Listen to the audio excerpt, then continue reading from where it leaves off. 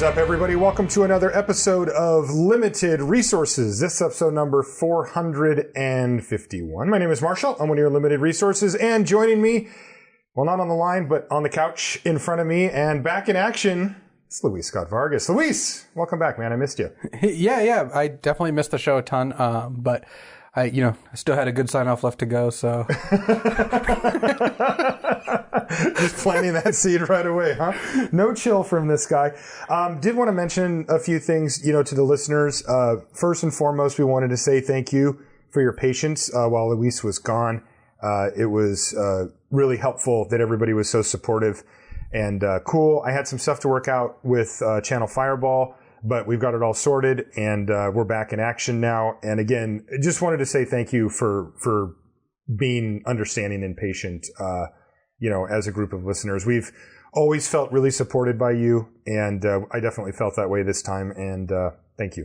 I really appreciate it. Yeah, I do have to say that it did coincide with my need for a little break because just have a lot of balls in the air at this point, and I think that the guest hosts killed it. Woody and TBS are both very funny guys, and I think that the listeners, we appreciate you guys being here, and I'm really glad to be back. I'm overjoyed. I wish I could give you a story about me and Marshall feuding. Unfortunately, that didn't happen. That would be a little more interesting. It was one fist fight. It doesn't even count as a feud.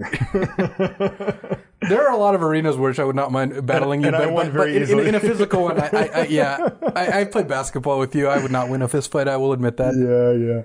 But what I want to do for this show, Luis, is two things. One of them is I want to get your thoughts on M19 because, well, we haven't got that yet, and I know you've been playing it. I've still been playing it quite a bit too, and I want to get a rundown from you. Not too much success, I'll admit that, but luckily I do have a good team at my side, so I was able to talk to them as well. Yeah, so I want to get that from you, and then also I figured this would be good for one of our Q&A shows. We like to do one per set cycle anyway, and these are some of our favorite shows, and they can really kind of let us off the chain, and I know that both you and I are eager to get back into the content here. So before we do, though, got to mention our sponsor. That's right, channelfireball.com. Make sure you check them out for everything you need Magic related. If you're on the internet and you're into Magic, you have to go to CFB. It's that simple. Not only do they have awesome free content from some of the best players in the entire world, they also have a full selection of singles and sealed product at your disposal. They ship it out quickly. They're going to stand by their product, and that's why we recommend channelfireball.com. Please do check them out for all of your Magic needs. You will not be disappointed. And of course, everybody on the Patreon, patreon.com/limited resources. Thank you. That you have proven extremely loyal, and I really appreciate it to each and every one of you.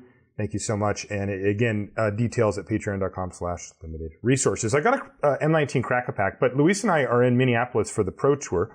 Luis, you're going to be battling it out tomorrow with Paulo and Siggy? Yeah, I'm super excited. I'm actually more excited for this Pro Tour than I have been for one in a very long time. It's a team Pro Tour. I'm teaming with, Hall of Famer, potentially third best player of all time, Paulo Vitor Damarosa, him of 12 top eights. And then Mike Segrist, who was a player of the year a couple years ago and is a fantastic player. I really love having Siggy on my team. And you're battling Legacy? Oh, yeah. I shotgun Legacy from the beginning. Partially because I've cast more Brainstorms than my teammates. I've played tons of Legacy and Vintage.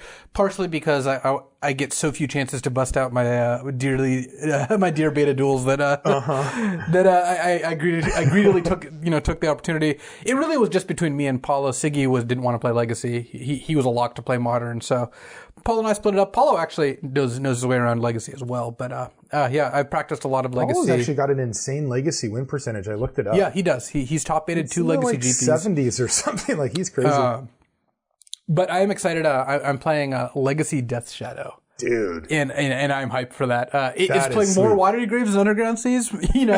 Did you get that life total down? Oh, yeah, you got to do that. But I think the deck is really sweet, and I think hope it'll be well positioned. This does not feel like last Pro Tour where I was like, I don't know, we kind of took a flyer, and this blue-green Karn deck could be good, but I'm not feeling great about it. You remember the night before I was not feeling great. I was there 10 minutes before you submitted that thing. Yeah, I feel good about this. We got a lot of folks on it, and we did some good testing of it, and I actually just got to pick my deck early and just play a ton of games with it. Wow. So I'm feeling very good. Yeah. Oof.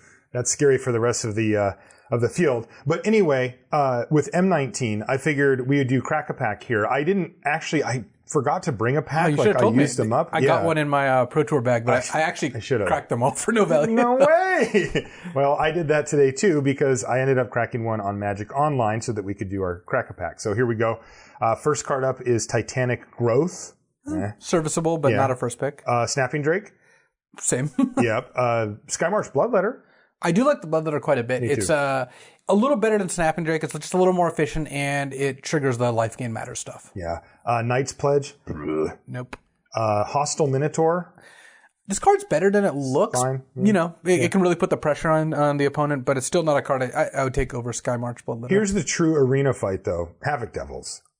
So 4/3 Trampler or 3/3 Haste? What do you like? I like the Havoc Devils more. Me too. They have a slightly more restrictive mana cost, but I don't think that matters very much unless you're one of those like 10 plain 7 mountains red-white aggro decks, in which case you'd rather have the Minotaur. Mm-hmm. The next one is actually a card I'd rather have over either of those, but it's also a red creature. It is Goblin Instigator. 1/1 for 1 in a red that brings another 1/1 with it. It goes really well in that red-white deck. Yeah, quite strong in red-white, especially if you get some of the ways to pump them, like Inspired Charge or what have you. Yeah. Explosive Apparatus. This card's pretty mediocre, except in the blue deck that has like Scholar of Stars, the artifacts matter cards. Yeah, which I've actually had. I look back at what I've been doing is anytime I win a trophy, I take a screenshot and just throw it in a folder because I want to be able to look back and say, well, what were the decks I actually won with? Like, compare that to how I see the format. And I have 2 of them that are blue-white, heavy artifact decks, like, Synergy stuff. Those so decks maybe it's better than I think. Certainly have legs. Epicure of Blood. This is one of the payoffs for the I found this card to be pretty replaceable. And also very few people at the table want it. So you will end up playing 1 or 2 in your black-white decks if you need a finisher, but it's not a card you need to take early. Yeah, I mean, I've just found that the black-white decks have a hard time getting those finishers. Like, there's only so many of Johnny's Pride Mates and Regal Bloodlords the payoffs around. Aren't like and this one isn't great, but like I found decks where I can gain a heck of a lot of life. If you have a Neonate in this, you can just drain them out. Yeah. Catalyst Elemental, 2 in a red for a 2/2 sack it to add double card. red. Blech. I played it a couple times and always been disappointed. I like this next one, Surge Mare. Surge Mare's good. Blue, this is the 05, that pumps +2/-2. I think this is worse than Bloodletter to start things off. Okay. Recollect. Not playable. So it's interesting. I've actually gone up a little bit on it. I had it in the why do I ever want this in my deck? 5-color green ramp deck or something like that. Sure. I mean, I played it in green-black. I've played it in and just bought back removal spells with it and just ran them back. It's so inefficient, though. It's very inefficient. Aegis of the Heavens. Why That's the are +1 you +7. Yeah, why is this? It's worse. There's got to be some kind of combo with it. What's it called? The jump. Right, Mighty Leap. Mighty Leap, which is also in the, like, what's going on here? And our big rare, well, we desecrated this pack, and now we've desecrated a tomb as well.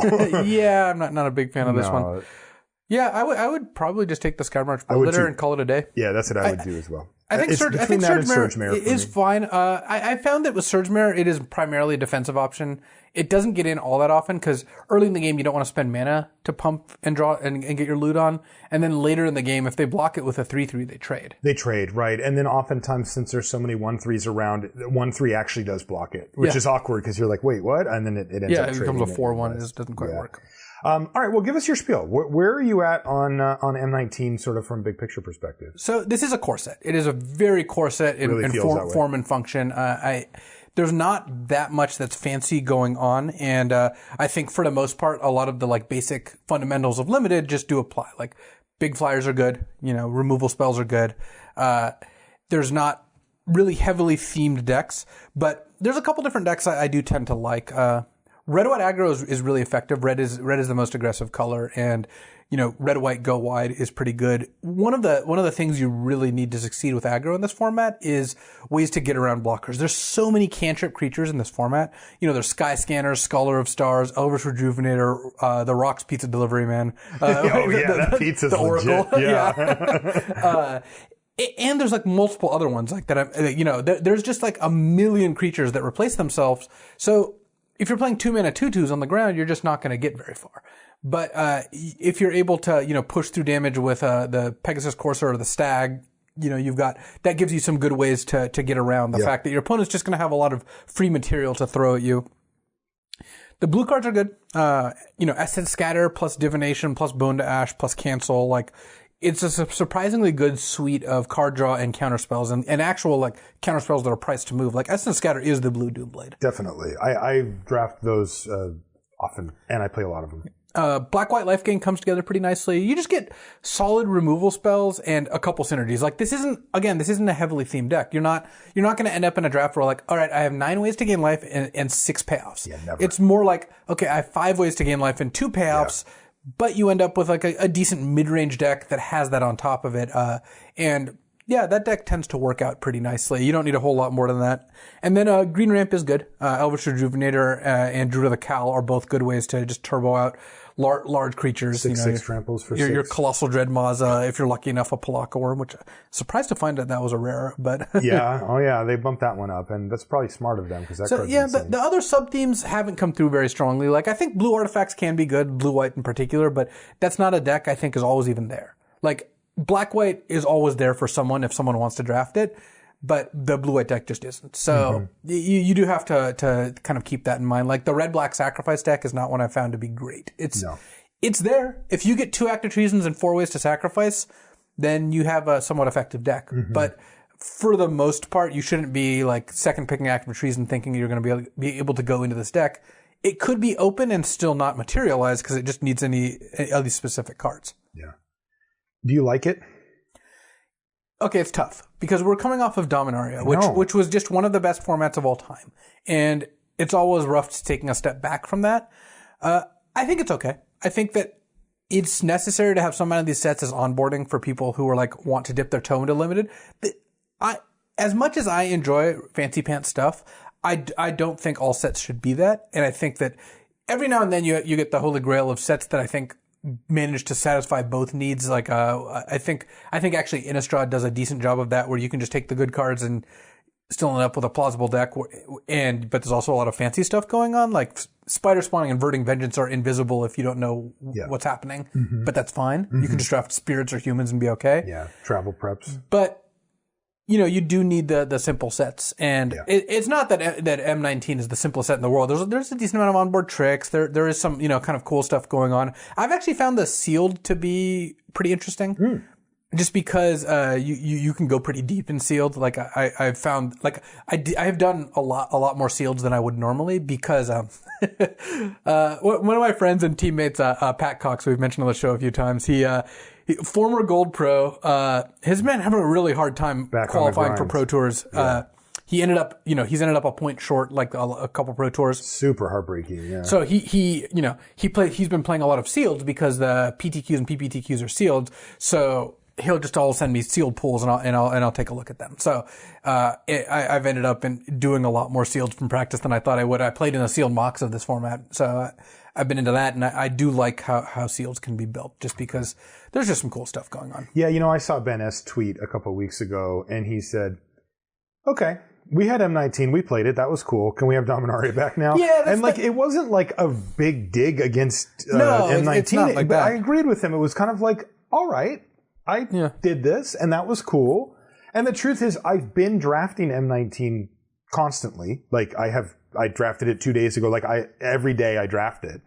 But yeah, I'd rather have Dominaria, and I would still be drafting it if I could. Oh, I do want to note, since we didn't mention it, this is the night before the Pro Tour, but there's no limited for this Pro Tour. That's right. So there wasn't we didn't have a limited meeting today. I did talk to the guys about limited because, we're coming off a couple M19 GPs and whatnot, but there's a little bit different vibe. I don't have any secret strategies because we haven't been going that deep on it. That's right. I do think that there are some definitely cool cards in the format. I like Chaos Wand a lot more than you do. Yeah. I find it way too inconsistent to be considered a really good card. I have brought it in on the sideboard and been very happy with it. I consider it a powerful card, but man, that is a tough sell. And I can't tell you how. Like I've had my opponents go through my whole deck, and they're just like, I don't understand. They just ... into the chat, and I'm just like, dude, you will run out. Like, I already used 2 of my sorcery speed removal spells. I have an instant in my hand. You hit 1. Like, how many do you think I have? 10? The grade I would have given it, had I reviewed it, is basically like in sealed, it's a bomb. Okay. Always play it in sealed. Because everybody plays all their Everyone always plays removal spells in sealed. Yeah. In draft, it's somewhere between like a sideboard A, where it's a bomb after board. If you play against the 5 removal spell person, it's insane. Yeah.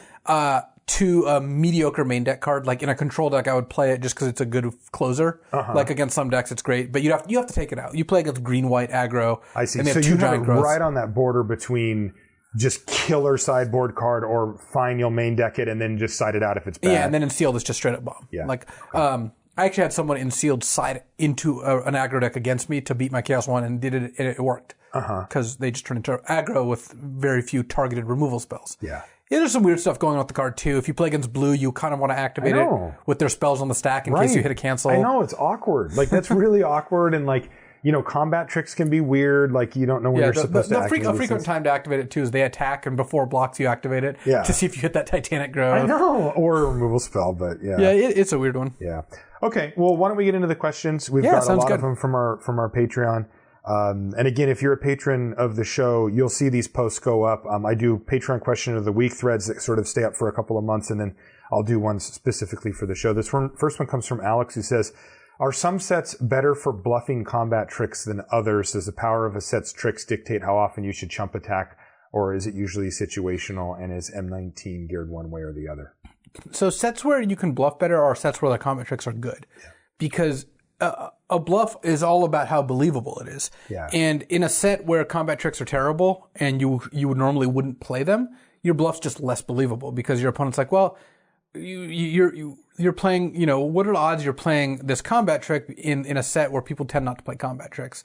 M19's like kind of in the middle of the road. Like people don't play tons of combat tricks, I don't think. No, they don't. I mean, to transfer it to poker, it's all about what you're representing. Yeah. Right? The idea is what you're representing, in other words, what you're trying to show, plausible. And if those cards are in the set, then, you're much more likely to get away with it and you should bluff more often. If they're not, then you shouldn't because your opponent's less likely to believe you. William says, what are some of each of your favorite movies? What do you like, Luis? I love The Usual Suspects. I like movies like that have a complicated, plots. I like Lock, Stock, and Two Smoking Barrels and Snatch, both by the same director, Guy Ritchie. Those are both just really funny. Actually, my favorite movie I've seen recently is Hereditary. I'm not even into horror movies. I don't know what that is. It's a horror movie. I saw it twice in the theater. I never see movies in the theater. I hate horror movies. I literally just saw Mission Impossible like an hour ago, but yeah, Hereditary was awesome. I don't even like horror movies that much, but I thought it was really, really well done, and I'm thinking about it constantly. Like, it just did a very good job. So, those are some of the movies I really like. I like Casino, Goodfellas, The Departed. My favorite movie, Silence of the Lambs, and I also like There Will Be Blood and No Country for Old Men. Oh, I love all those movies. Yeah, I have great taste. Kyle S. says, hooray, welcome back, Luis. I know you've been helping Gabby with her version of the Vintage Cube. What changes to it have you suggested to her and why? If it's a lot of them, he says is fine with just 2 to 3 main ones that you like. The biggest edge you can gain, I think, edge is a funny way to describe it. The biggest way I think you can make your cube experience better when you go from the Magic Online cube to a physical cube is you get to play silver border cards or cards that don't work on Magic Online. So if I had to the cards I recommend the most strongly to add are Chaos Orb cards, super fun, where you just pick a card and you flip and try to hit that card. Yeah. Booster Tutor is insanely fun. This is 1 black mana instant. It's from Unglued. And you just get to open a cube pack, 15 cards, and just pick the card you want out of it. I love that. And that just replaces that one pick, and then the cards go away. Right, the rest of them. Yeah, you put Booster Tutor in your deck, and every time you cast it, it's basically every time you cast it, you get an impulse for 15. It's super powerful. It's super awesome. Yeah, it's so much fun. And you do it face up, so like... Oh, you do? Yeah. Oh, I didn't know that. So everyone gets to look, and we had one game where she Booster Tutored with 2 mana left and hit Balance. To wipe the opponent's board. It was really good. See, you just don't get stories like that. Right. Yeah. It's so good. Blast from the Past and Who, What, Where, When, Why are both 2 pretty cool cards. Blast from the Past is like 2 in a red, instant deal 2, but it has Cycling for a red, Madness for 1 in a red, Flashback for 4 in a red, Kicker for 1 in a red, make a Goblin. Like, just a bunch of stuff like that. It has basically all of the... Buyback. Can add something on. It has all those things. And then Who, What, When, Where, Why is like a split card with like 6 modes, which is pretty cool. So those are some pretty good ones. In general, I think the cube Magic Online cube is pretty good. We took out bribery because that card's just not very fun. We found that card it basically punishes the people doing cool stuff and is bad against the people drafting one-drop aggro and And you didn't feel like that balance needed to happen. I didn't. You didn't need a way to punish people making big. No, I didn't think that was necessary. And I think those are the main changes that I would look at. But yeah, the cube is a lot of fun. You can also is she done with it yet? Have you? Pretty much. Can you draft it? Yeah, we've drafted it a bunch of times. Ended up using collector's edition for a lot of the expensive cards. That's the way to go. And plus, those are not cheap. Those are not cheap anymore. No. It's actually kind of insane thanks, too. Canadian Highlander plus buyouts or whatever it is. Yeah.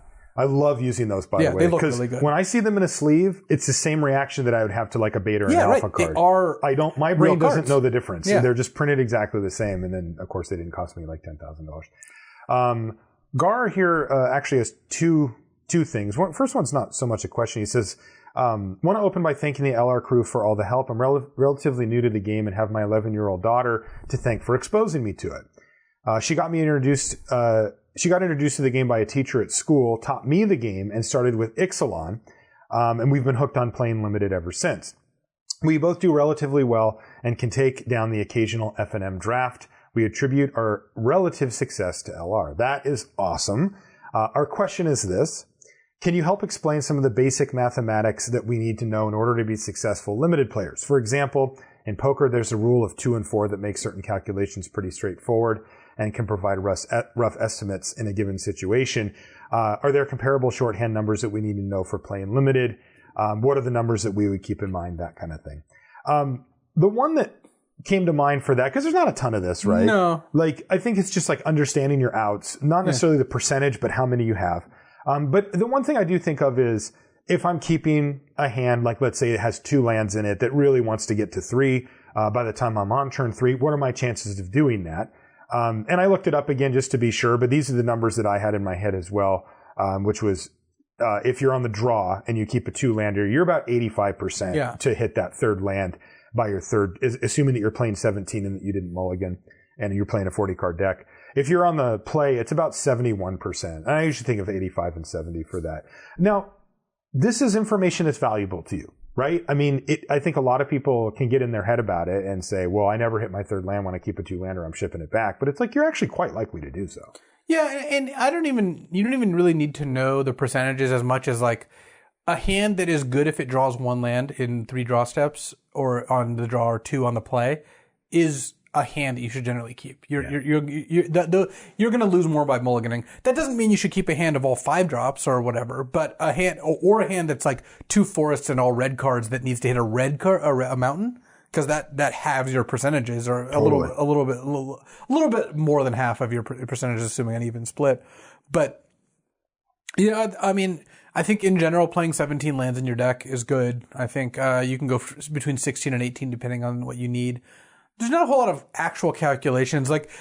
Honestly, I use that a lot more in Constructed, because in Constructed, when you're deciding whether to put a card like Glint Nest Crane in your deck, which we are playing in the standard portion again, by the way. Can't let go, huh? Oh no. You need to see how many hits you have. Yeah, overall, right? What's your average percentage hit of playing a Glint Nest Crane? Right, and you need to see okay, I'm trying to splash this card. How many sources do I need to see it by this time? But in general, I think you use less math of this kind than you assume. I just read Frank Carson articles and he'll tell me what to do. Logan says back in Omnicat there was some discussion on if Limited would be better if cycling was always in the format, even if all the cards had cycling on them. Outside of cycling, is there a permanent change you'd want to make to all future Magic sets, being it as minor as a specific card in every set, or something as major as always having a specific ability being a theme? 2 things come to mind for me. One of them, I actually talked about this with Ben S. last night while we were playing basketball, which is that we would love to see a card like Skittering Surveyor in almost every set. And it doesn't have to be just that. It could be Prophetic Prism, or it could be just cards that let you play more games. Colorless cards that get you a card back and fix your mana but don't produce mana. you know, or not ramp. or go get a card. Yeah, don't ramp you. Exactly. Like they just either get a land into your hand or let you change in, you know, mana for a different color. Boy, I just find the formats with those are better. I just do. Every time I play them, I feel like this is great. Yeah. So it's always a balance because you do want more consistency in Magic. The better you are. Well, everyone wants more consistency, but I think the better you are, the more it benefits you. Like, of course, Bennis is going to want more consistency. He's one of the best people to play the game. Mm-hmm. It just makes his win percentage go up. And there is actual advantage to having Mana Screw exist as a concept in the game. If it didn't exist, the game would be pushed closer to chess, where you end up, you know, where the better player wins the vast majority of the time, almost all the time. Chess doesn't have zero variance, but it has very little compared to Magic. That said, having a good amount of mana fixing is good for the, you know, enjoyment of the game at all levels. Because what my focus is, and I want to up higher the amount of games played, like that are actually Magic games. Because how many times do you keep that 85%er and you brick, and then the game's over in 3 turns because you just didn't hit? Well, that I mean, not that to some degree, that's so like, you know, if Ben S plays on Moto that against someone who's much worse than him, that person can beat Ben S some of the time, and that's part of the fun of Magic. But that's not the most satisfying answer, but that is the under the hood answer. Yeah. The other thing that I'd like to see, although it doesn't come up for limited too often, is I'd like to see that having 7 cards in your hand rule could just go away. Oh, discarding end of turn? Yeah, like I think that rule is I've heard somebody say that once, and I thought, why? Because all it does is punish you when you're already screwed. Yes. Like, I have to discard a hand size when I can't, you know, like, talk about insult to injury. I missed my third land draw. I think that's just not a good rule. Yeah. I remember when they took away mana burn, and I remember thinking, no, that's part of the game, and then they took it away. I'm like, this is way better. Yeah, like, why did I care about that? It was just this arbitrary weird rule. If they made the max hand size 9 or something, it wouldn't break for constructed or anything, and it would be much more enjoyable to play. Yeah. Guillaume says, hey guys, how do you envision your professional Magic lives in 15 to 20 years? If you judge the question too personal, do you think Magic has what it takes to go another 25 years? And he says he's very happy to have you back, Luis, and hope it's not to the sign-off where he jumped ship. I mean, I have no idea. Like, it's really hard for me to say what I would be doing 15 years from now. If you'd asked me 15 years ago if I'd still be playing Magic in 15 years, I would have been like, I don't know, but here I am. My first Pro Tour was in 2004, and it's 2018, so that's 14 years of straight playing on the Pro Tour, and add another 11 years to that, that's 25 years of playing Magic. So, I don't. And of course, this is Magic 25th anniversary. Yeah, I don't see Magic going anywhere. Its form may change. It's really hard for me to say. Yeah. I think that even if I were to step away from the game more, it's going to be a while before I skip a Pro Tour, and it's going to be a long time before I have zero desire to go to any Pro Tours. Yeah. And maybe that never comes. I don't know. It's really hard to say. None of us can say what we're going to be doing or anything like that. No, humans I can't either. Have a really hard time processing that. Yeah, and I suck at it. I also think like life is more interesting when you can't predict it. That's true. It is actually healthier for your brain to have more novelty in your life. Yeah. So, I think so too. But if you're asking whether I think Magic will be around, yes. If you're asking whether I'll be playing in Pro Tours, who knows? Maybe. Some of them, who knows? Maybe I'll just be playing Pro Tours from my house when they're on Magic Online. I don't know. You'll be playing. Maybe we'll be playing virtual 3D Magic where you make the fireball throwing motions on our wall or whatever. That's how Magic looks. You're going to be playing old school. It's like only M19 guys. Like none of this M26 nonsense. Or maybe I'll sell off my my mint like revised forest for $2,000 to buy a car. Yeah, exactly. Or buy tires for your car, maybe. Yeah. Ryan says, hey guys, glad to have LSV back. My question is mostly for him and his game design experience. How do you balance low mana cost cards? He says 2 mana is double the cost of 1, and turn 2 is vastly different than turn 1, where like the difference between 5 and 6 is a lot smaller. So it's a natural tendency to put more power in the cheaper cards because cheaper cards are just better. Like he's not wrong that the difference between 1 and 2, percentage wise, is very big. And it's smaller than 5 and 6. And on the reverse, the opportunity cost goes up more. Like going from a 3 to a 4 is a bigger jump than going from like a 2 to a 3 in terms of when you get to play it over the course of the game. Yes. It's hard to balance it because everyone always makes the cheap cards too good because it's really easy to do that. It just is. Like, and spells in particular are really hard to avoid making too good because if you look back at old Magic design, it's very clear that they thought like 4 mana 5/5 was too good. Juzam Jin got a drawback, right? Yeah. Certain Big Freak got a drawback. 3 mana 3/4 flying. These are in the same sets where you have Library of Alexandria, or like Ancestral Recall, Swords to Plowshares, Counterspell, Mana Drain, and then the creatures are just these like piles of feces because like everyone quote unquote knew that you put this much stats on a creature that is too good. And on a spell, it's like a lot more deceptive. Like Remand is like, a card that probably didn't look like all that much. And then it was just one of the best cards in the set and just insanely punishing the cards that cost 4. So your natural tendency is always going to be to put more power in those. It's really hard to fight that. How you balance them. It's not as much like an equation where you're like, well, with 2 mana, you have this much worth of power or stats or whatever. It's more like, how do these cards play out? What do they incentivize? And too many cheap, effective cards, especially removal and counters, lead you into a world where your Baneslayer Angels don't do anything, and that's just not that fun. Yeah. Like, it's fun when your good cards are your, sweet 4 and 5 mana creatures, 6 mana creatures. It's less fun when all the good spells are just like the cheap cantrips or whatever. Yeah.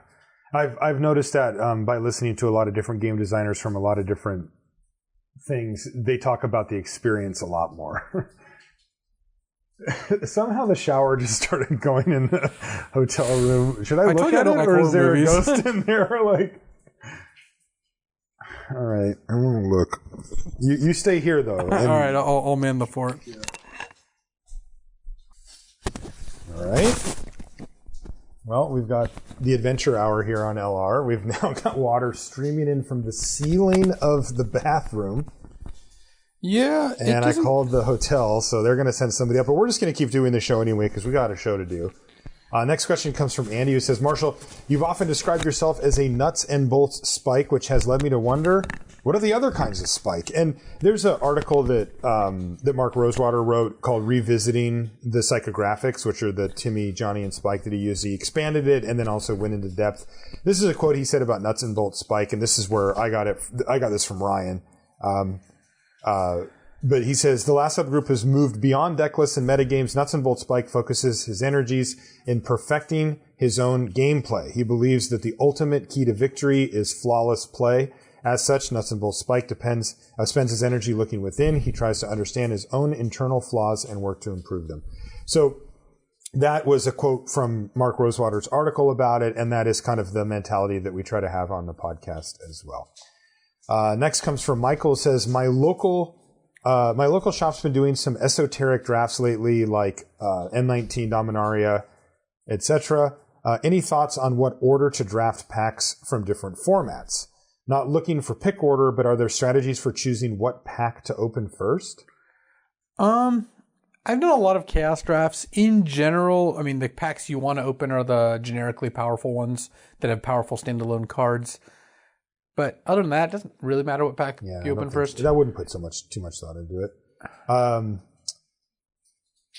William says, what are the key cards in the M19 red-white deck? What cards are good but will wheel?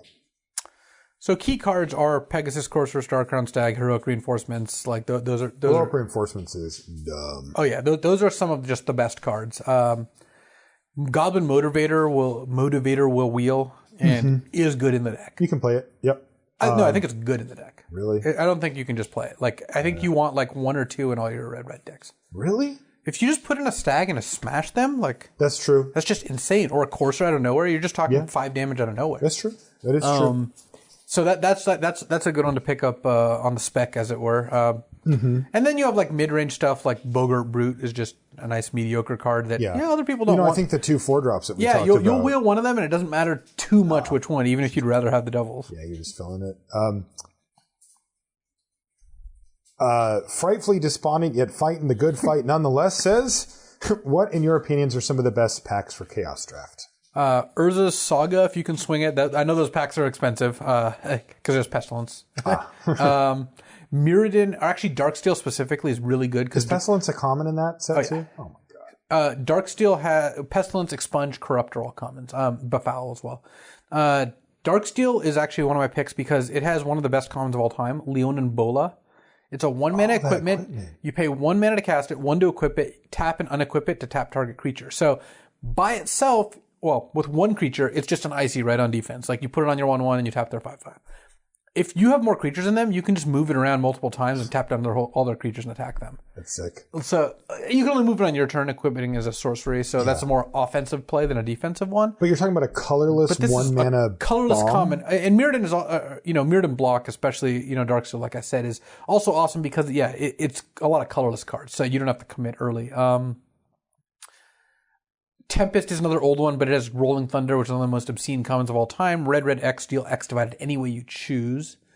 And I think those are some pretty good ones. Like I think if you have any of the Master sets, those tend to have somewhat overpowered cards. So, definitely. So you could maybe run those. Alden says, could you comment on the role played by the common dual lands in M19? How highly do you pick them? How, if at all, do they affect your game plan and draft? And the answer is not a big role, and I don't pick them highly, and they don't really affect my draft very often. No, I mean, sometimes they'll help you splash a third color. Nice to have, right? And sometimes you'll take them, when there was like mid-range playables in the packs, but it's not heavily impactful. Next is from John, who says, my question is about build-around cards.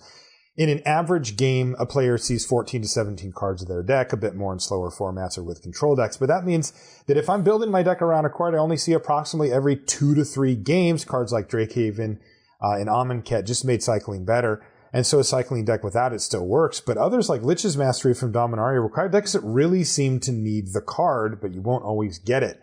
How do you balance build-around cards with the fact that you will play many games without even seeing the card? So there's a couple things. One is, what does this card cost you to build around it? Drakehaven, the cost was pretty minimal because cycling cards aren't bad. Also, cycling actually finds you the Drakehaven more. You'll see another 5 cards in that game. Mm-hmm. The other is, are there proxies for that card? Are there other copies of that card? Lich's Mastery, not a whole lot because that card's pretty unique. But, when you're talking about like life gain matter cards, maybe you'll have your 1 or 2 really good build-arounds, but you also have a couple like Epic Heroes of Blood, which aren't huge build-arounds, but still matter, or your Regal Bloodlords or whatever, which are really good, but there's other kinds of effects that are like that. Yeah, and I mean, that's the idea, though, right, is to try to find the ones that give you upside, but don't charge you the full amount for not. Right, and then you have, Lich's Mastery, yes, that card was not a reason to play a bunch of Navigator's Compasses, but playing a Crozan Disciple wasn't a huge cost, and Windgrace Acolyte is just a good card. So I found Lich's Mastery to be a value add. I actually played it at the PT. The last Pro Tour, I 3-0'd with a deck that had Lich's Mastery in it. Yeah. But again, you flip that on its side. You said, okay, I'm going to build a deck that is fine, but if I draw the Lich's Mastery, then I'm really happy. It's basically, it was like Lich's Mastery is just a good card in my deck because I was playing 2 Crozan Disciples and a Windgrace Acolyte and had a Slimefoot and had a bunch of Saprolings and a Fungal Plots. Those are all just good cards. Yeah.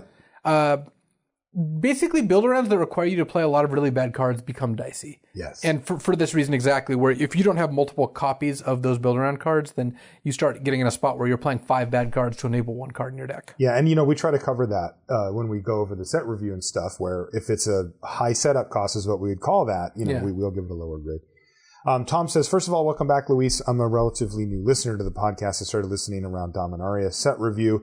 The show has helped me go from a total limited rookie to just taking down my first pre-release with M19. Nice job, Tom. It seems to me that M19 is a much harder to draft set than Dominaria was for me. I think partially due to the power level of each set. Dominaria, you could open a bomb at uncommon in pack 2 or later and run with it. I don't think that's the case for M19, but maybe it's just me. Do you think the power level between sets changes the difficulty of drafting that set? Dominaria also had better mana fixing. All right, looks like we've got our guy here. Yeah, absolutely. Take care. Who's your buddy upstairs? I don't know. I'm super leaving this in the show, by the way. That's right, listeners. You're along for the ride with Luis and I in the hotel room. Apparently, it was one of my friends or maybe coverage coworkers above that conked out watching Netflix, and the overflow valve was loose or something. So, all right. Anyway, so Tom was asking about if the power level of a set changes how difficult it is to draft. Like, he thinks maybe that he was getting bailed out by some of the uncommons or something. I don't know. It's relative, isn't it? I think that cards with a deck sets where you have cards that are markedly higher power level than other cards are easier to draft. Because, to use an example, like, if you play against someone who's much worse than you or less experienced, whatever, but they have a Glorybringer and Amonkhet, they're going to win a lot of games when they draw that Glorybringer. Yep. And that means that the better the card is, the more the game revolves around that card, and the less of the decisions or cards the other players have matter. I don't know if that makes the set easier or harder to draft. It really just depends on the flavor of the card. Like, I guess to give a different example, we talked about Burning Vengeance, right, in Innistrad. This is the tuna red enchantment that whenever you play a card from a graveyard, deal 2 damage to any target. Turns out this card's really powerful with a good flashback deck and a self-mill. But this card's both really powerful and hard to draft around. Yeah. If you give the person who's been playing for 6 months a Burning Vengeance, they're like, okay, your first 2 picks of the draft are Burning Vengeance, now go. They're not going to draft a very good deck. No. If you give someone who knows how to draft a Burning Vengeance deck those 2 picks, they'll run the table. Yeah. That's not the same. So power level and difficulty level aren't on the same. They're just 2 different metrics. And like Glorybringer is very powerful, not very difficult. Burning Vengeance is very powerful and very difficult. Then you have the worst of all worlds. Cards that are difficult to draft around, but not very powerful. Not very good, yeah. Those are my wheelhouse. Yeah. That's called draft number 90. Yeah. Juha says, here's a bit of a hypothetical. This is kind of cool. What do you think players back in the olden days, before drafting was really an established format, would have done with modern draft sets like Dominaria or M19? As in, what do you think drafting the set would have looked like? And how evaluations would have differed if Dominaria had followed like Fallen Empires. Oh, man, people do not know how good they have it. Like we you know the expression "standing on the shoulders of giants." Yeah. Like this is really true in Magic as well as any other field. Like let's say you're a new player now and you discover Magic, your coworker, your friend, whatever teaches you how to play Magic, and you're going to do a draft. They're going to tell you to play 17 lands. They're going to tell you to try to pick up like 14 creatures. Maybe they'll point you in the direction of a Ben S. like draft video or pick article or Frank Carson's list or LR or they'll say, hey, go ahead and read one of these set reviews. You have all this information and at no point will you ever have to figure it out for yourself. I'm not saying that there isn't difficulty in learning and there's a lot of challenge there. That all is true. Magic's a really hard game, but you don't have to derive it from first principles. When draft was like, the Pro Tours used to be draft, right? And draft was like a new thing. So you'd have, first of all, a ton of people who had never drafted. Second, there was just no tribal knowledge about draft. People would show up playing 13 lands because they just didn't know.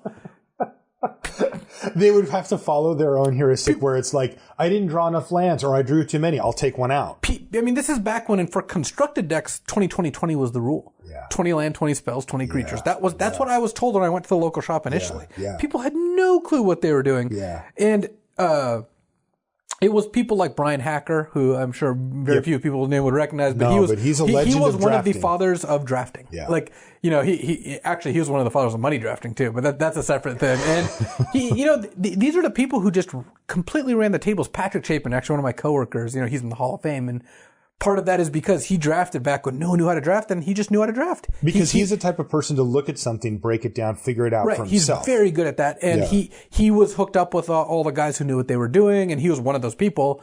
And these are, can you only imagine drafting in a field where half the people in the field don't know how many lands to put in their draft deck, or that you're supposed to be 2 colors, or that your cards are supposed to do something? Like, the first draft I ever did, no one knew what they were doing. I didn't know what I was doing. Mm-hmm. Like, this was like a new thing. We heard about a thing called draft. Mm-hmm. Like, I learned to play in 93 or whatever. And it's not even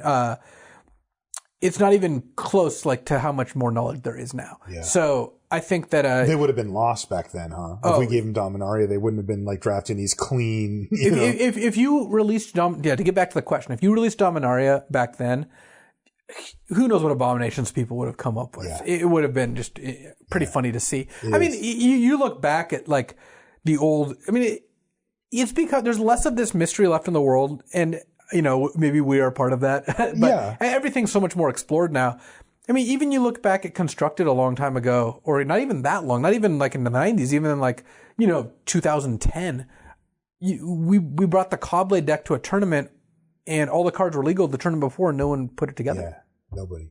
Like, that just doesn't and then happen that thing anymore. stayed in standard for the whole duration. Like, Well, until it got banned. The first standard bannings in 8 years or whatever. Yeah. And I think if you released a modern set back in 94, 95, 96, and people would just, it would be like giving a bunch of like iPhones to a troop of apes. Yeah. And seeing what they come up with. Yeah. Paul Hodgson says, this is just 3 words, no question mark.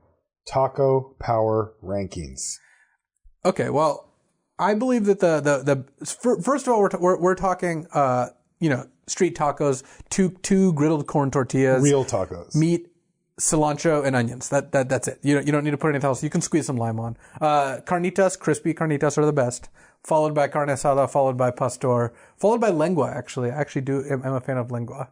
That's tongue. Yeah. Tongue, yeah. It's very soft. And I think that that's my pantheon. I think if you want to get fancy and have fish tacos or whatever, the more things you put on tacos, the less interested I am in general. Which is funny because normally I go the other direction. Try to go, but a nice carnitas taco is just like is just the best. And by one I mean 6, but still you get the idea. By the way, I'm fully deferring to Luis on this one. Whatever he tells me to buy, I buy when it comes to tacos and burritos. I mean, the first time you visited me in Oakland, Yeah. you got off the BART train and we were 10 feet away from my favorite burrito truck. Which was amazing. And you ate 6 tacos before your burrito, I think? It was your appetizer while the burrito was I mean, that place is just so good. And I didn't even live there at the time. Yeah. So I had to That was the day when we said, okay, what do we want to do until we get hungry again? And we walked around that lake a few times. Yeah. That's pretty standard, I guess. Chris says, what factors should you consider when choosing between playing a creature or using a removal to slow down an opponent who is beating you down? I like establishing a board presence, but if they have a removal spell, you might end up taking even more damage. This comes up all the time when you play limited, right? The fundamental question is, I have a 3/3 or I have a 4/4, they have a 3/3, they've been hitting me with it. I also have a removal spell. Should I play it? Or should I use a removal spell? The short answer is I try to play the creature first almost all the time. Same. Because what you're trying to do is refrain from using your removal on their creatures that you can stop with your creatures, and instead saving your removal for their unblockable creature or their flying creature, their creature with a good activated ability. What will generally happen is you can afford to play the first one. Like, let's say your opponent goes, play a 2/2, play a 3/3, and you're like, okay, should I play a 4/4? Or play a removal spell on their 3/3. You're like, well, I'll play the 4/4. If they then kill your creature and attack you, and then you have the same decision the next turn, you might want to just kill the thing, because at that point, what'll happen if they do this again? Or if what they do is do something like play Exclusion Mage or something that bounces your creature and puts another creature into play if they up the pressure. In general, you should strive to develop your board first. It's also more effective if that creature can stick. Your removal spell's higher leverage, because then you can maybe like attack them and play the removal spell. Maybe they even double block or something along those lines. Yep. So my shorthand is play the creature first. If it's a different setup, like let's say the game's progressed, it's like now like turn 6 or 7. They have a 3/3, but you're at 4, and you have a 4/4 and a Strangling Spores in your hand. I think there you might be tempted to Strangling Spores. It also depends how many cards you have in your hand. If you have 5, let's say you have 5 cards in your hand because you were mana screwed a little bit, and they have 1 card in their hand, then I'm going to kill our creature almost all the time. Definitely. Because you want the game to go long enough for you to play all the cards in your hand, and the way you lose with 5 cards in your hand is by them going 2 removal spells in a row, attack you twice. Yep. So don't get into that situation. But when you both have a ton of cards in your hand, you want to go for the higher leverage play. Yeah, and that's what I always default to that too, and what I've been focusing on lately is really trying to find the times when you should use, because when you do it right and you use the removal spell, you know it. And it just feels like, oh, it would have been so stupid if I opened myself up, because you're also committing to blocking, right? Yeah. And then they use a sure strike and you're like, crap, okay, there goes my 5/5. And, you find yourself falling further and further behind. Next comes from Paul, who says, hey, Marshall and Luis, great to have you both back. I love Limited, and my goal is during every game to figure out what is the optimal play, thus increasing my win percentage as a byproduct. Very good perspective on that, Paul. He says, I feel pretty good about this strategy when it comes to one-on-one limited matches, but when it comes to multiplayer or casual games, it seems that a suboptimal play will often serve me better in the long run by not alienating my play group, for instance. You have described why Marshall and I do not play. Exactly. Should I just take any casual games with my play group super casual and just enjoy the game? Or is there any spike strategies to casual multiplayer games? This is the funny thing about these type of games is that they think that there are spike strategies to them involving politics and when to attack the certain person and all that. But I hate all of it because when you break it down into actual strategy, it doesn't hold up. It's extremely exploitable. Anybody that's paying any attention won't let you do it. There is an optimal strategy line to take. Yes, it's just when other people aren't doing it, I don't understand it. Yeah, like, it does involve a lot like some psycho, like, oh, I'm gaming these people.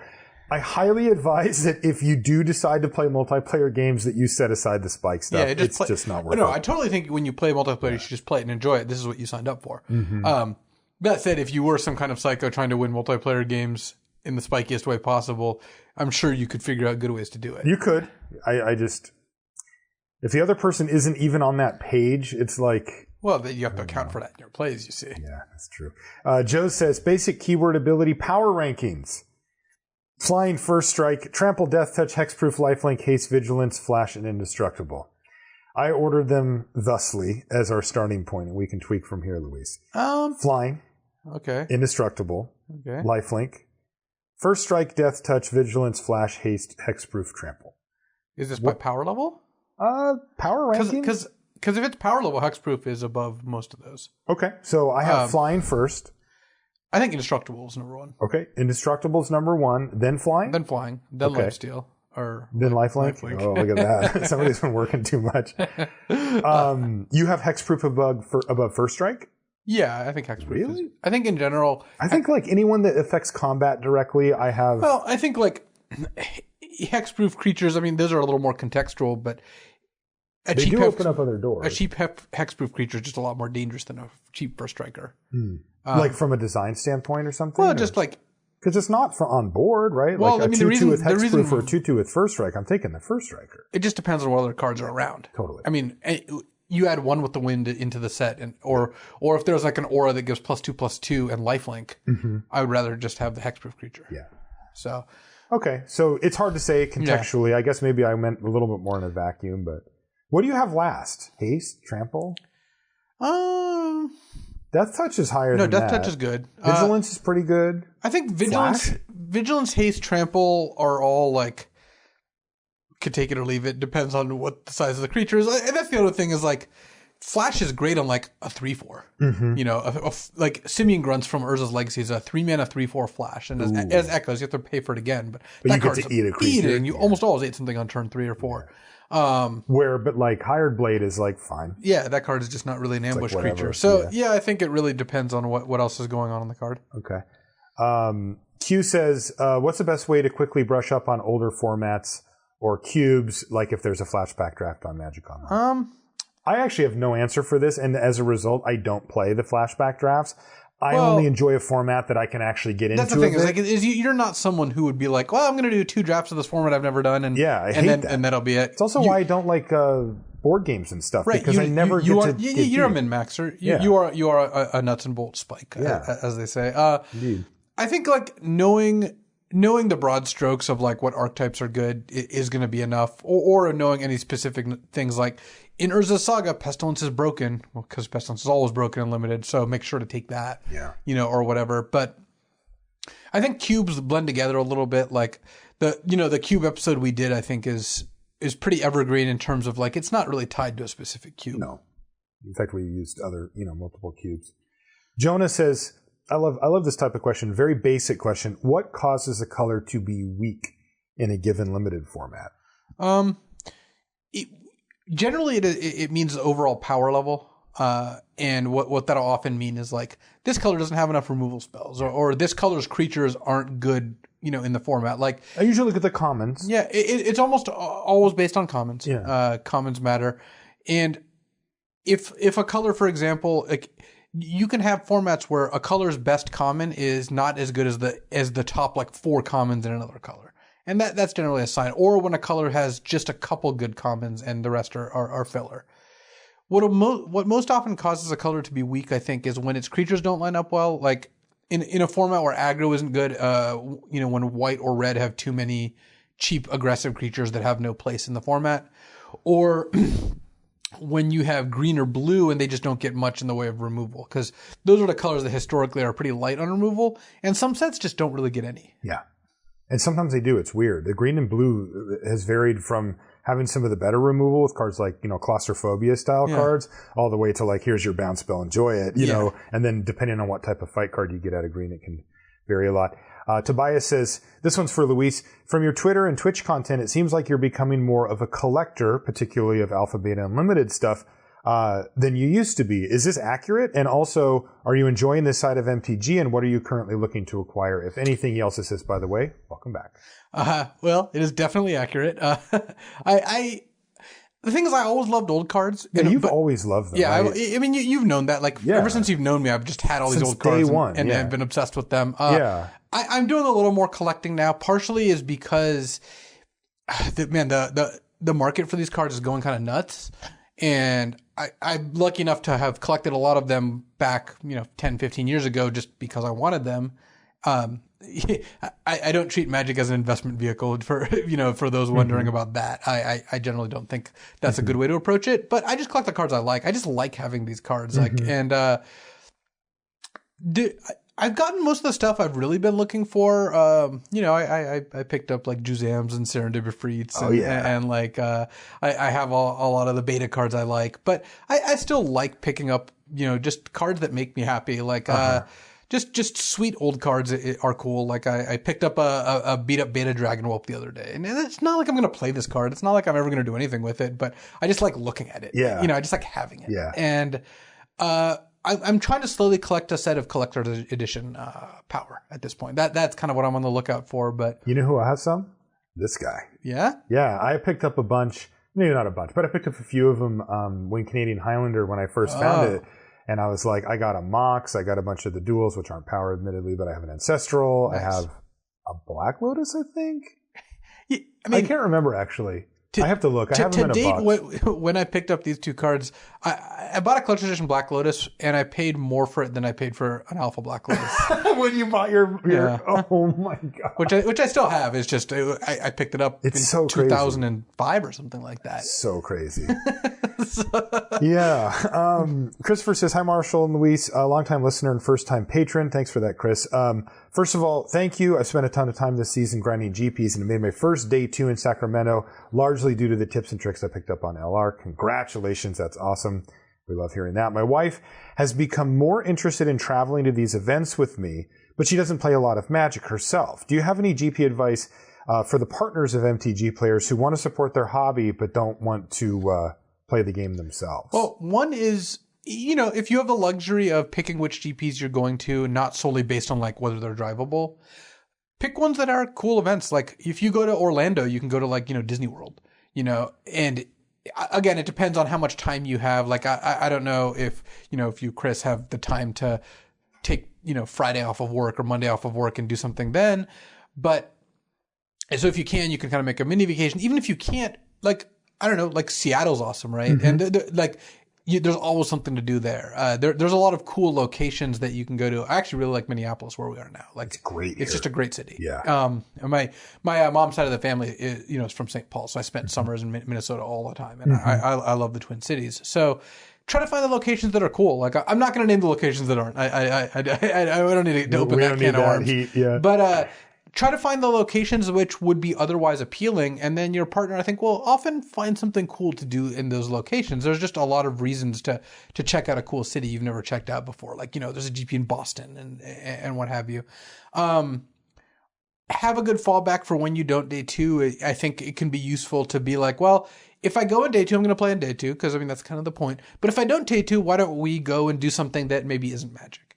And that's kind of like a consolation prize for you, and it makes them feel like that their trip was fun too. I think that is an important part of it. So for me, when I've done that, I've always made it abundantly clear that while I was either working or playing in the Magic tournament, that my focus was there. So there wasn't an expectation that was set ahead of time that would be not met, which is like, we're going on a place together and you might go play some Magic. No, it's like, no, I'm doing this. And then when this is done, my focus is on maybe it'll be doing done on stuff. Saturday instead of on Sunday. Totally. And then you have Sunday free, but maybe not. Yeah. And I think that, unmet expectations are generally more problematic than anything else. So make sure to have that, but find cool locations. And if you can swing it, take a little time. Like I will tell you, as you know, having gone to a lot of pro tours, a lot more significant others of Magic players go to pro tours in Hawaii than when, you know, you noticed that? Than when the pro tour is elsewhere. There was one where like 3 of our friends ended up Pat coming Cox, back Paul engaged. Rietzel, and Brian Kibler all got engaged the same PT Hawaii. It's like, interesting. So I mean,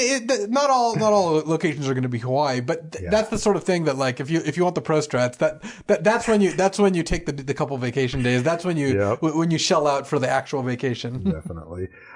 Drew, with a little bit of blasphemy here, says, it's probably safe to say that you guys are both looking for value when you draft a new format. How do you avoid a myopic focus on 2-for-1s and ensure that you see the jankful aggro decks like the red-white M19 deck where the Falcon and Motivator are both amazing, he says. All right, well, I'm going to get onto my pedestal a little bit because one of the things that people have when they have criticism of the show, which I love hearing that, by the way. I think feedback is a really important way to improve.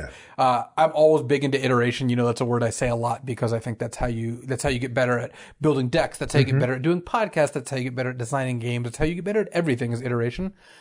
A lot of the times people say, like, both of us like value decks. That's all we focus on when we draft.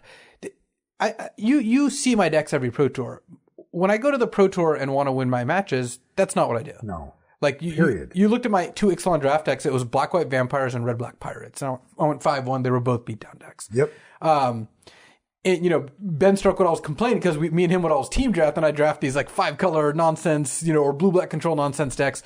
Then at the PT, I drafted mono black and mono green and went 6-0. And he was like, "Why don't you draft these decks in our drafts?" And the answer is, you know, when it comes to competition, I will draft what I think is the best. I'm not like, as much as I talk about liking all these dirtle slow decks, like that is not the only thing I know how to draft. Yeah. And I understand that comes through a little bit more on the show because a lot of what we talk about is kind of what we've been doing in the queues, and I will tend to do that a lot more, and so will you.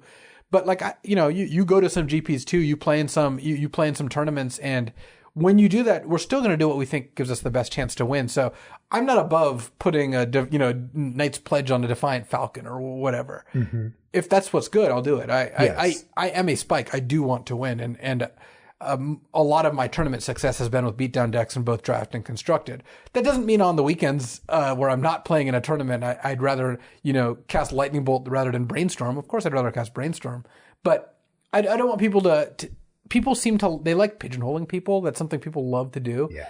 And I think that you're making a mistake if you assume that, like, oh yeah, PT players like value, so they draft these value decks.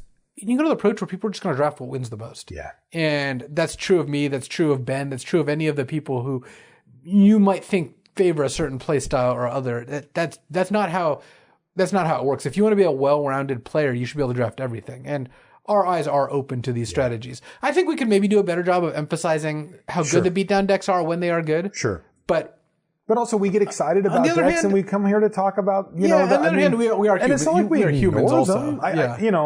I feel like people do that too. I always find it funny because people often say when I'm drafting a Magic Online, they'll say, "Oh, hey, I listen to the show," or whatever, and then I'll be like, mountain, plains, 2-drop, 3-drop, 4-drop, and they're like, "What is this?" Like, I thought you didn't like this or whatever, and I'm like, "No, dude, I'm playing these cards." We like casting divination, but we also like winning matches. Yeah, and you know what? I like what's open. Yeah, like, that's my favorite. So I think that part of it is again us managing how we talk about these things. So I think that part is definitely valid. But I think part of it is also people do like simplistic views a little bit more than they like. They like narratives, and an easy narrative is like, "Oh yeah, you guys like value decks and you'd never draft aggro," and the reality is we'll draft aggro when it's right to draft aggro if the stakes are such. on draft 40 of a format, we're going to be taking some nonsense. I know. And that's the other thing is that we both do draft videos for CFB. And, there's an entertainment aspect to that where I'm much more willing to go, screw it, let's try this thing and try something a little different because you've seen what the red-white deck does. We're going to first pick the Chaos Wand in our draft videos. And just see what happens because it's fun. And it's not that it's like, I'm not willing to throw away a draft, right? But I'm willing to say, let's try something a little different for the sake of entertainment. And I think people take that a little too far. And I mean, I can't blame them because that's what they see and that's what we talk about. Yeah. But when you get down to it, I think that we're going to do what we think is most effective, and that's not always going to be taking the slow decks. Yeah. Tim says, hi guys, welcome back, Luis. Do you have any techniques or tricks for remembering triggers? For example, the archer that pings when something dies, or a Thorn Lieutenant making an elf. So, there's a kind of a standard technique of putting something on top of your deck for like an end step type of thing. Yeah, that's a generally good. Yeah, but this is a little different because these are the ones that Tim brings up are triggers that happen during the course of play. I actually don't know of any. Like you just have to remember. Yeah, you really have to train yourself to do that and be vigilant. And I don't really know of a shorthand to do that, unfortunately. Yeah, I don't either. I think it's just a iteration thing, like you said. Yeah. Dan says, my favorite color pair in M19 is blue-black, especially when I get Psychic, Corrosion, and Patient Rebuilding. One of those cards I love, by the way, and the other one I don't really care about. I usually see lots of success in game one and have a lot of fall-off post-board. Do you have any advice for maintaining success after they know I'm on the mill plan? That's really a little interesting. Yeah. Mill is a little bit more exploitable than most plans because they're going to bring in their disenchants. They're going to, bring in their like counter spells if they weren't already main decking them or like cards like Duress. They'll also slim down their deck often and just take out any fluff that they had to just try to get you dead because they know that you're going to be taking turns off to cast these spells. Right.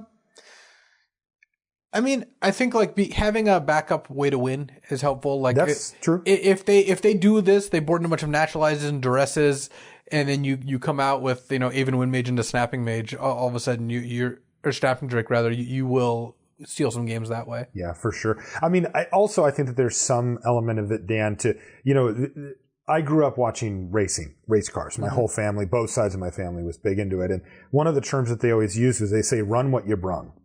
Right, because a lot of times it's like, well, my car's not quite ready, or this thing's broken, or whatever. They just say, you've run the car that you brought out to the races, right? Hey, if you're going to play the mill deck and it's based on these enchantments, you're kind of doing it, dude. Like, I'm sorry, but one of the weaknesses that you have is that if they blow up your patient rebuilding, you have a significantly worse game plan. So own it, it's okay.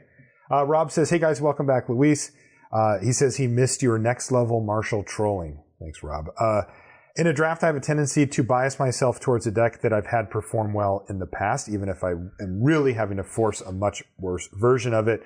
What sort of tactics can I use to help train myself to be more open to different deck selection based on what I see in the first pick? This is something that everybody falls for, right? It's a human thing. The number of times when I see someone go like 9-0 day one with a green-white seal deck and then draft green-white in the first draft of day two is just like so high because people are like, wow, green and white cards did so well for me. Maybe they're great. And they like now stand out to you. Yeah. Right. And it's unconscious too. You're not even thinking like, oh, I just had this sealed so I should draft it. It's more like you just have the unconscious association with like, oh, this good white common was so good for me yesterday. Yep. My brain is now wired to think, that card's great. Yeah. What I do, the way that I try to train my brain away from it is by being conscious of it in the very early part of the set and being like, okay, I know that's probably pretty good, and just shoving in a different direction because I find that I'm much more comfortable drafting an archetype if I've already drafted that archetype before, but I need to kind of push down that wall in order to clear that way from my brain. Take other cards is good. I think so too. And if I find that if I do that early, in the middle to late part of the format, I don't have these hangups where I'm like, I've never drafted green-white. I don't really know what I'm doing, but I know blue-red, and I'll just do that. Well, I think the disaster scenario when it comes to like a high-stakes draft especially is sitting down, you're in, day two of a GP, or you top 8 at a PPTQ, or you're at a Pro Tour, and you open your pack, and there's a good like black-green rare, and you've never drafted black-green, and you're just all of a sudden like, crap.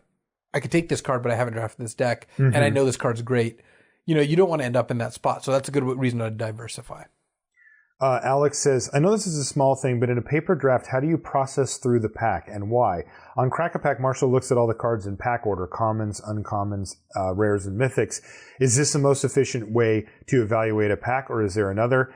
And how do you have the cards sorted on Magic Online? So for me, I have the cards sorted on Magic Online by rarity because that's where it started and now I'm used to it. Ryan actually sorts them by color, which you can do apparently, and it'll just show you them, but I can't. I tried it and I'm like, this just does not work for me. I always look at rarity. Me too. And so what I do when I open up a booster pack in real life is I look to the back immediately for the rares and the uncommons because there's many rares and fewer, but a lot of uncommons that they trump everything below it. I'm just not like if there's a murder, there's no common I'm taking over murder, for example. So now I'll look at the rest of the cards when I get there. Patient rebuilding or something. I'm slamming it and then looking at the rest. But the thing is I always look at all the cards in the pack. Well, usually, I always want to know though, what am I really deciding between? So I'll go to the rares first. Yeah, same. Yeah, I think that's the best way to do it. It's just the quickest because it gets to the meat of the discussion the quickest that way. Peter says, hey guys, I've been playing draft for about a year now and I love the format. I was wondering what the etiquette is for watching other matches when you finish your match early. I feel like there's an advantage finishing your match early so you can, quote, spy on other opponents and understand how, okay, this is where it gets a little tricky, how to pre-board against their decks. So, Peter, the idea is that it is actually just fine to watch somebody else's match as long as you're finished with yours, or even during yours if you're Luis and you can process that much information. It is not okay to pre-board against other people's decks, really in any scenarios. I know that at an F&M level, you're technically allowed to change your deck in between rounds. Yeah, I don't like that, though. That's not good. Yeah. I think that it's a bad habit to get into, even if it's legal, because first of all, you're not testing a part of Magic skill that it's going to be tested very many places. Because most tournaments you play in, you just can't do that. Mm-hmm. Second, other people are really going to think poorly of it. Totally. And you don't really want that, and it's for a good reason too. Like it I don't think is a great look. So yeah, it's totally fine to finish our match and go watch someone else's match. I do that. Like when I'm at the PT, I'm going to scout other people's matches if I finish quickly because like it matters, right? Mm-hmm. It really could swing a game, and they will do it to you. Oh, and they will do it to me. Mm-hmm. But even if the rules allow you to change your deck configuration in casual deck building, which continuous deck building or whatever FNM generally tends to be, I would advise against doing that because it's not allowed anywhere else.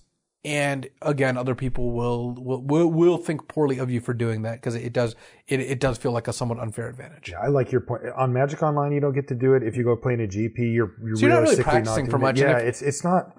I don't know. It's not better a way to not know. It's not a way I would look to gain win percentage. Mark says, hi Luis, good to have you back. Did you ever get a chance to listen to the special edition of LR that included Ben and Huey? No, I did not. Haven't got around to it yet.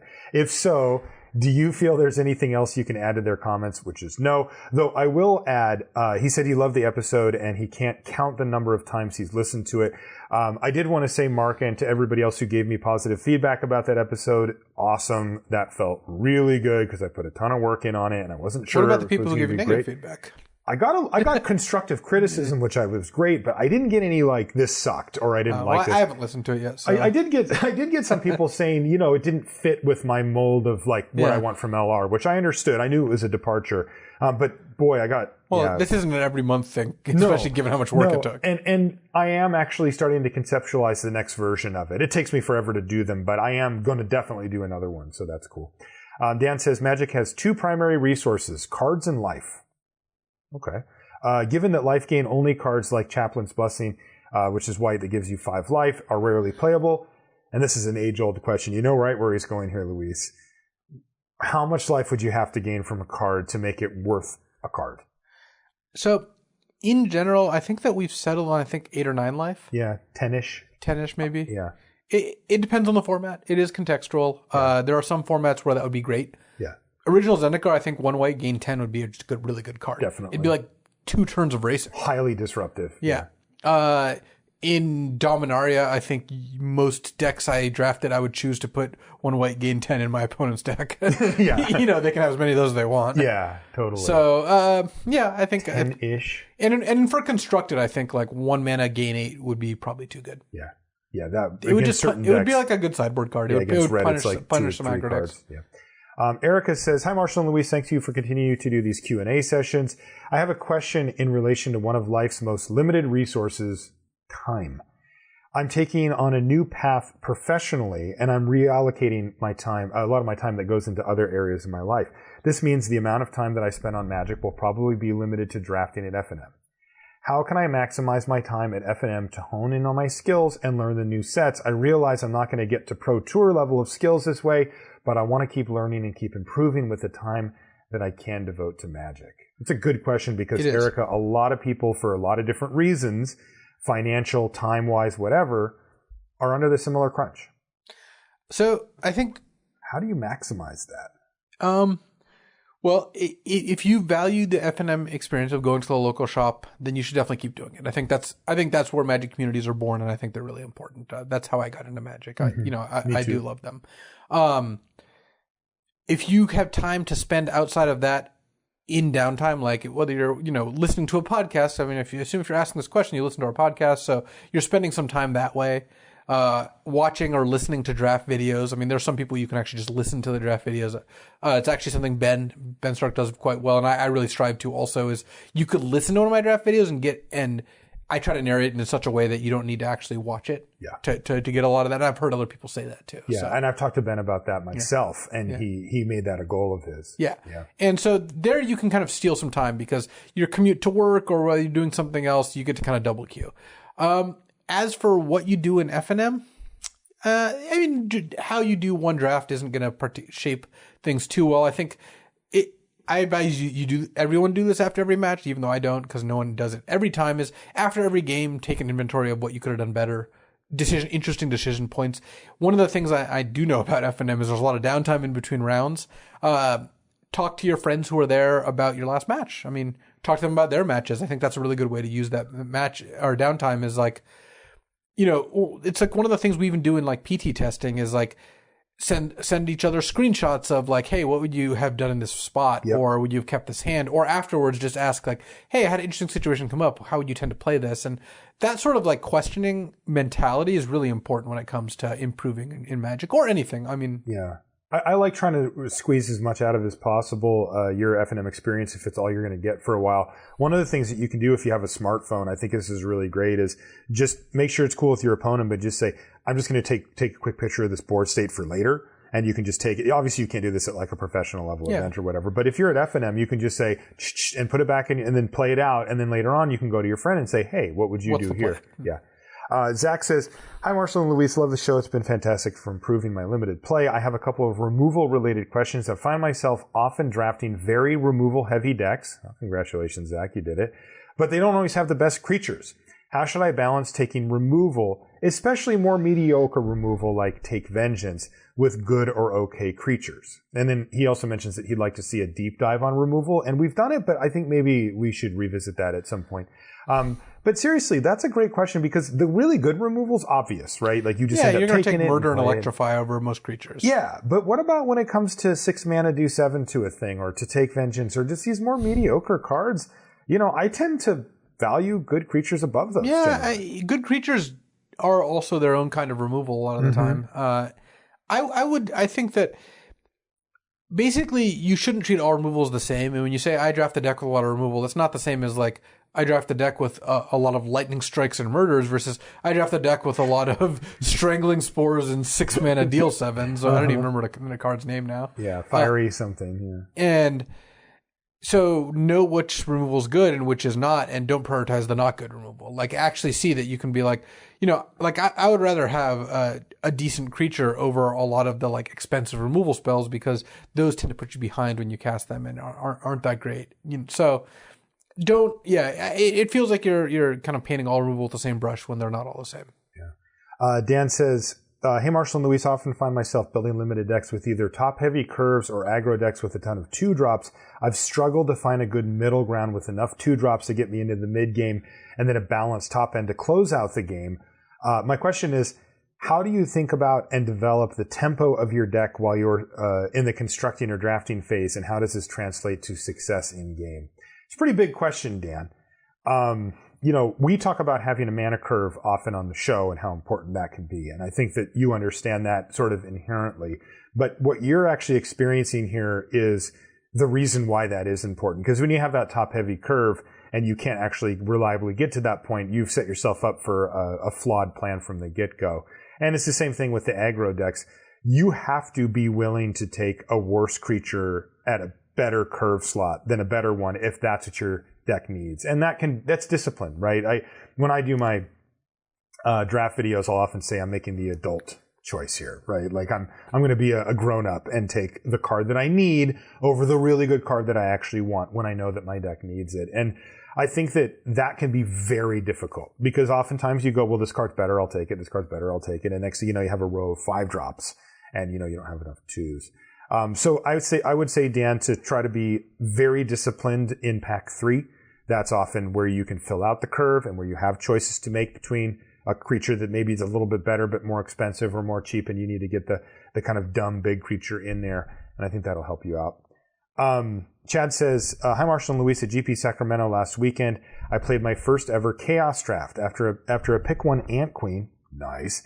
I then drafted every 2 and 3 drop white and green card, practically ignored the text boxes, and solely relied on the vanilla tests. I ended up with a consistent curve out deck built to turn creatures sideways and not much else. Sounds like a Cabs deck.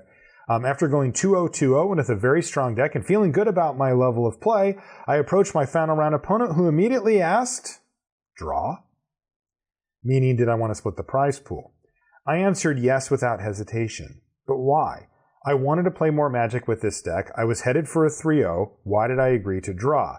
What do you guys think about this limited ritual, and what is the etiquette for refusing to go along with it? It happens all the time, and I think I'm afraid to look like a greedy jerk when all I really want to do is play another round of cards. Thanks for the show. You guys took a horrible drafter and turned him into someone who could win a Chaos draft at the GP. No small feat. Chad from San Francisco. Great question, Chad. Oh, man. I love declining the split. I say no all the time. Oh, yeah. So there's a couple things going on. One, you never have to explain why you decline a split. You can do it for any reason you want. No one can ever complain about, well, people can complain, but I don't care if people complain about you wanting to play more Magic. Yes. And it can be for any reason. It could be that I like my deck and it's sweet. Or it could be, I think I have a great deck and I want to win more prizes. That's completely fine. Yeah. I turned on a split when I did the beta draft in Vegas. My teammate, who we played round 2, and he asked if the top 4 wanted to split. All the other 3 people, and I just didn't want to do it because I was like, my deck is great. Why would I split? And that's just, and I wanted to play more matches. Yeah. I think there's nothing wrong with that.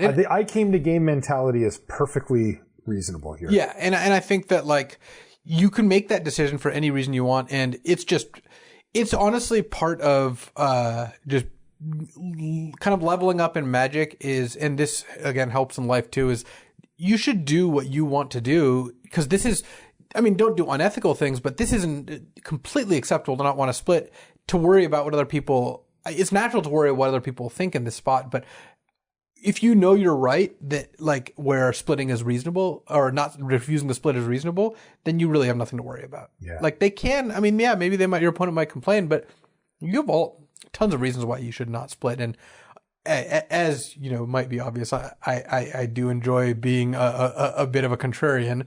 So a bit of a contrarian. Yeah, to put it lightly, says the troll. So I enjoy turning down splits because I tend to want to play. Yeah. And I will split if I think it's advantageous. In that actual same beta draft, I split in the finals because my opponent's deck was much better than mine. Yeah. And he wanted to split to reduce risk, which I was totally fine with. I was okay there. Yeah. But that's just going to change based on round to round. And I think that you ultimately you decide what you want to do, and don't feel bad about it. There also is a middle ground that I will often strike, for example, at a pre-release, where my opponent will say, do you want to split? And I'll always say, I really don't want to, because I need to get my hands on these cards and see them in play. This is work research for me in many ways. But what I will say is, if this really matters to you, if the difference between the packs that you could win or lose here is really going to bum you out or whatever, we can reduce that that down where we're playing for 1 pack or 2 packs or whatever rather than 7. And that's totally cool too. I'm like, because I don't really care about the packs. I'm not there to sharp pre-releases, that's not what I'm talking about. I'm not trying to like run you over and be like, I'm the guy that's going to beat you. I just really want to play, and I don't like to play with nothing on the line. Yeah. I can play with remarkably low amount of stuff on the line, and it still somehow matters to me. There is a big difference between playing for something versus nothing. Yeah, and so that's something that I think, Chad, that you can do, to help mitigate it, where you don't have to feel like that, but where also you do it. All right, that's going to be it. There's our last question, and that's going to do it for this one. So first, I want to thank our sponsor, channelfireball.com, for sponsoring the podcast. Make sure that you sell your cards back to them. This is sort of the hidden secret to how you can stay ahead or at least stay afloat in the game of Magic. Everybody knows how expensive Magic is as a hobby. It is not cheap. And one of the ways that you can get ahead is you can take those rares that you've drafted or that you're not using in your deck anymore, and you can sell them back to Channel Fireball. And the key here is if you trade them in for store credit, they give you 30% bonus. You can then take that money in store credit and you can buy another box or the singles that you need to build your next deck and help roll that over again. Because again, you're going to have to put money in, but this, 30% is no joke, and that can really help soften the blow and keep you playing more drafts for longer. And channelfireball.com, sell lists, do it. And then, of course, I also mentioned it before, but make sure you check out that content. We talked about Ben's draft videos, mine, Luis's, and then, honestly, just a lineup of just killer Hall of Famer, future Hall of Famers on the site making content as well. If you want to find us on social media, I'm Marshall_LR, and Luis is LSV. You can find everything related to the podcast at lrcast.com. Oh, and one other thing that I wanted to mention before we take off is that if you are a Spotify user, you can now find the podcast on Spotify. So I set it up so that it goes out to there automatically. Just like anything else, we try to get the show to as many places as we can so that you can listen to it whenever and however you want. And now you have another place to do so on Spotify. That's going to do it for this one. We'll see you next week. All right. Well, I've been testing for the Pro Tour. Okay. And as much as I do like Limited, I think Limited is overall my favorite format. I will say that Legacy has its moments, and I wanted to share a couple of the funny plays that kind of happened in testing for the PT. So the deck we're playing is a Death Shadow deck, which sounds like a modern deck. In fact, when someone's asked, like, "Hey, what are you guys playing at the PT?" I'm like, "Well, I'm playing Death Shadow, and Paulo's playing Mono Blue Storm, and Siggy's playing Humans." Are like, "What formats are you guys playing?" It's just not clear. Did somebody tell you it was vintage? Yeah, but. So we're playing a Death Shadow deck. It has cards like Snuff Out, which are really sweet. You can lead to some real big blowouts. But free spells, but part of our tech is we have 2 Reanimates in our deck. Okay. And so we've had some plays like turn 1 Cycle Street Wraith Reanimated. It sounds like a joke, but it's a turn 1. Is that 7 damage to you? First of all, it's 7. Maybe more? It's 7 life.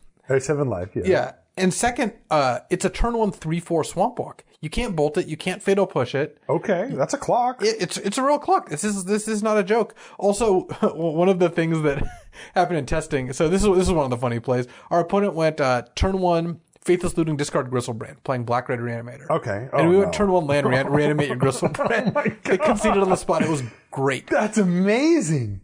Yeah, that was really good. Another card we have in our sideboard is Throne of Geth. This is a 2-mana artifact. I remember this. You can tap it and sack an artifact to proliferate. Yeah. And you're wondering right now, I can see this like confused look on your face. Are the counters? Why do you have Throne of Geth on your side? Yeah. So the answer is, it's an answer to Chalice of the Void. A common play against decks like ours is to play Chalice of the Void on 1. Decks that play Chalice of the Void on 1 tend to have a lot of 2-mana spells because they don't have very many 1-mana spells. What we do is we play Throne of Geth, we sack the throne, we make it so their Chalice 1 is now a Chalice 2. Oh my God. So instead of just getting rid of their chalice, you turn it against them? Yes, it's so good. Oh, that's amazing. So the downside is that Throne of Geth is a very narrow sideboard card. It's literally just for chalice. The upside is it really bones the chalice decks. They can't play another chalice one. Like, they can't play Life from the Loam if they're that deck. Oh my God, it even locks out chalice for 1 number 2? Yeah. That's absurd. And they can't play like Baleful Strix or any of the other nonsense they play. I love that. It's so good. Oh, that's so good. And so that's such an obscure card too. Yeah, we've got some nice ones coming up. Another play that has come up is your opponent goes Wasteland your land. Okay. You're like, okay. In response, I'll cast Brainstorm. They counter the Brainstorm. You then daze their counter, returning the land they wasted. Oh, that's nice. Yeah, that's a nice one. Really nice. So if you can bait them into fighting over a spell when they have a Wasteland on the stack, it can be excellent. That is a blowout. So yeah, there are some pretty funny plays you can make with the deck, and I'm really excited to play it. Are you guys going to top 4? Yeah, I think so. Okay. I think so. I guarantee victory. We can edit this if I don't, right? Yeah, no. This will be up tomorrow, man. You're in.